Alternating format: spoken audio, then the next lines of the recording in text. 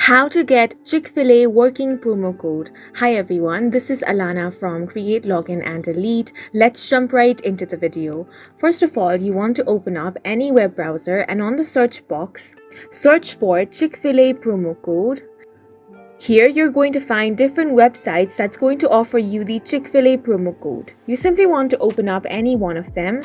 I have opened the one called Groupon.com. Here you can find different promo codes.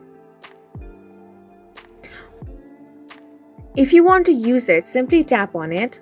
And then over here, you're able to find more details on that promo code. Sometimes you do not need to copy the code and then head over to website or application. Sometimes you can directly redeem it by tapping on the Shop Now option, which is going to take you to the Chick-fil-A's website. From here, you can directly use the deal to get discounts. If you do not find the offer that you want, you can check out in other websites as well. Another website that I have opened is retailmenot.com. On here as well, there are a couple of promo codes that you can use. As you can see in the description, this promo code requires the Chick-fil-A One app. So for that, you can simply head over to your Play Store or App Store and search for the Chick-fil-A application, download and install it on your device, and then you will be able to use this promo code.